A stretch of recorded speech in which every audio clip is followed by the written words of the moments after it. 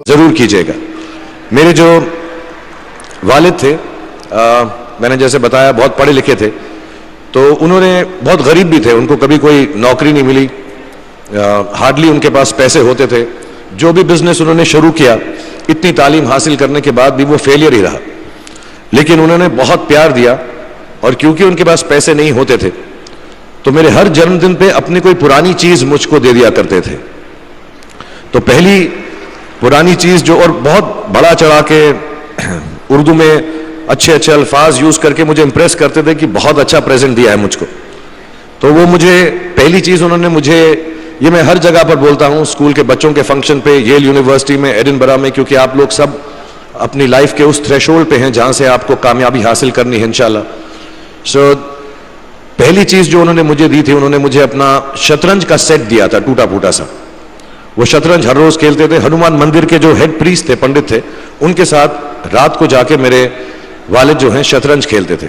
और उन्होंने मुझे कहा कि शतरंज से आप जिंदगी के बारे में बहुत कुछ चीजें सीख सकते हैं। पहली ये कि कोऑपरेशन और साथ मिलजुल कर काम कैसे करना है। दूसरी ये कि जिंदगी में आगे बढ़ने के लिए कभी कभी पीछे भी हटना पड़ता है। तीसरी ये कि जो छोटे लोग होते हैं, जो आप समझते हैं, कई लोग ऐसी बात मानते हैं, जो पॉन्स होते हैं, जो प्यादे होते हैं, उनकी सबसे ज्यादा इज्जत करना जिंदगी के अंदर। कोई भी इंसान छोटा नहीं होता, हमेशा हमेशा जिंदगी में काम आता है। और कामयाबी हासिल करने के लिए आखिरी बात शतरंज ये सिखाती है हमको कि कभी कभी जिस चीज से सबसे ज्यादा लगाव होता है, जैसे रानी से अमूमन हो जाता है, कभी कभी उसे भी सैक्रिफाइस करना पड़ता है आगे बढ़ने के लिए। दूसरी चीज जो उन्होंने मुझे दी, मेरे पास है वक्त, 2 मिनट बोल सकता हूं मैं, सॉरी। दूसरी चीज जो उन्होंने मुझे दी थी, वो एक टाइपराइटर दिया था। आज के जमाने में आई डोंट थिंक किसी को, बहुत सारे बच्चे होंगे यहाँ पे जिनको मालूम भी नहीं होगा टाइपराइटर कैसा लगता है। अब सब कंप्यूटर पे काम करते हैं। तो टाइपराइटर के ऊपर जब आदमी लिखता है और अगर गलत लिखता है तो उसको मिटाने में बहुत तकलीफ होती है। So you have to be very diligent, बहुत ध्यान से लिखना पड़ता है, हम गलती नहीं कर सकते। और टाइपेक्स यूज करते थे टाइप को निकालने के लिए, कभी उंगली फंस जाती थी उसकी कीज के बीच में, मगर बहुत मेहनत से, बहुत डिलिजेंस से काम करना पड़ता था। तो जब मैं उस पर टाइपिंग सीखा स्कूल में कॉमर्स करते वक्त, so the only thing I realise is that practice makes you perfect. तो जो भी काम आप जिंदगी में करें उसको डिलिजेंस से करें, ऐसा करें कि कोई गलती ना हो, अपना पूरा दिमाग लगाकर करें, सोच समझ कर करें। ऐसे करें कि यह काम जिंदगी में आपका पहला काम है और इसके बाद आपको मौका नहीं मिलेगा, और शायद यह काम आपका जिंदगी का आखिरी काम है, इसके बाद फिर मौका नहीं मिलेगा। So do it with that kind of diligence. तीसरी चीज उन्होंने मुझे कैमरा दी थी, क्योंकि बहुत गरीब थे, वो कैमरा चलता नहीं था बिल्कुल भी, सिर्फ उसके व्यू फाइंडर से बड़ी अच्छी अच्छी तस्वीरें दिख जाती थी, लेकिन खिंचती बिल्कुल भी नहीं थी। और इससे मुझे उन्होंने सीख दी कि जो हमारी क्रिएटिविटी होती है, हम जो भी, कभी कभी हमारी हॉबी होती है, कभी कभी हमारा उससे प्यार होता है, लेकिन हम उसको अपनी नौकरी नहीं बना सकते, अपना काम नहीं बना सकते। बहुत कम लोग ऐसे फॉर्चुनेट होते हैं जैसे मैं हूं कि जो मेरी हॉबी थी, जिस चीज से मुझे प्यार था, कलाकारी से, एक्टिंग से, वो मेरा पेशा भी बन गया। अमूमन ऐसा होता नहीं है, लेकिन जो हमारी कला है, चाहे वो पोएट्री है, चाहे वो लिखना है, चाहे वो पेंटिंग है, चाहे जो भी चीज, गाना है, अकेले में गाना है, हमारी क्रिएटिविटी जरूरी नहीं है कि दुनिया एक्सेप्ट करे।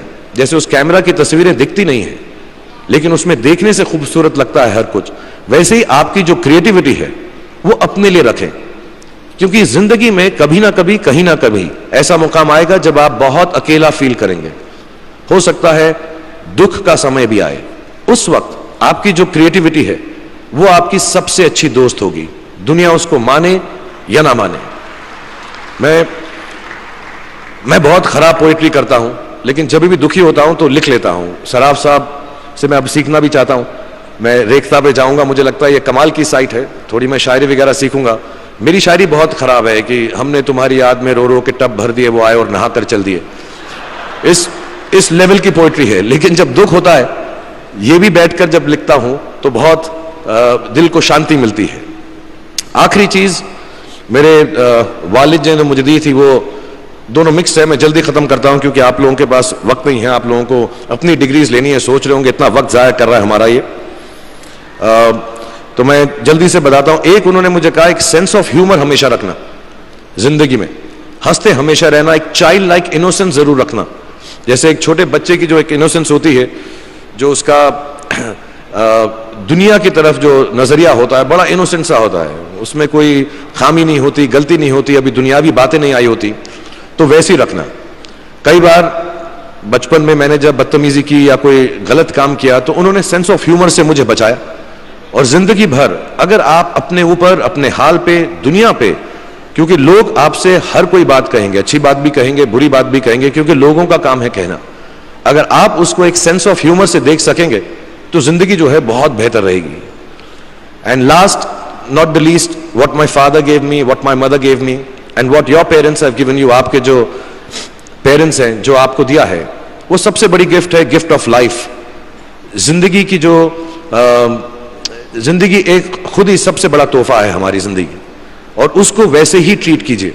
जिंदगी के अंदर जो भी मुकाम आए, जैसी भी चीजें हो, अच्छा हो बुरा हो, कभी अंधेरा हो कभी उजाला हो, हर चीज को रिस्पेक्ट कीजिए और जिंदगी में ग्रेस रखिए हर इंसान की तरफ। हर इंसान जो भी आपसे जो भी बात करेगा वो अपनी मुसीबत के हिसाब से करेगा, अपनी हैसियत के हिसाब से करेगा, कभी गलत बात भी बोलेगा, ऊंची बात भी बोलेगा। जब आप काम करेंगे, जब आप बड़ी बड़ी कंपनीज के अंदर नौकरी हासिल करेंगे, आपका हमेशा झगड़ा रहेगा, जो मेरा जूनियर है वो ऐसी बात करता है, मेरा सीनियर जो है ऐसी बात करता है। लेकिन सब जो हैं जिंदगी से जूझ रहे हैं, इस जिंदगी में कुछ बनने की कोशिश कर रहे हैं। सो वो ग्रेस जो है, वो लीवे जो है, हर किसी को दीजिएगा जो आपके साथी हैं, जो आपके साथ काम कर रहे हैं, जो आपका साथ काम नहीं भी कर रहे हैं और जो आपका साथ नहीं भी दे रहे। ग्रेस से बड़ी चीज आप जिंदगी को वापस नहीं लौटा सकते। ये 4-5 चीजें याद रखिएगा। याद रखिएगा, नहीं रहे तो कोई बात नहीं। आप लोग बहुत कुछ अभी इस जगह पर इल्म हासिल कर चुके हैं और मुझे उम्मीद है और मुझे यकीन है कि आप जो भी करेंगे जिंदगी में बहुत कामयाब होंगे। और फिर से मैं मौलाना आज़ाद नेशनल उर्दू यूनिवर्सिटी का शुक्रिया अदा करना चाहूंगा कि मुझे यहां पर बुलाया, आपसे मुखातिब होने का मौका दिया। थैंक यू वेरी मच, बहुत बहुत शुक्रिया। और आप, मुझे मालूम है कुछ टीचर्स जो होंगे यहां पर बैठे होंगे जो आपके फेवरेट नहीं भी हैं, जो बहुत स्ट्रिक्ट होंगे, डांटते भी होंगे आपको, उनको सबसे ज्यादा याद रखिएगा जब आप इस यूनिवर्सिटी से बाहर जाएंगे, क्योंकि जो सबसे ज्यादा टीचर आपसे स्ट्रिक्ट थे वो एक्चुअली सबसे ज्यादा आपसे प्यार करते थे। Thank you very much for having me here.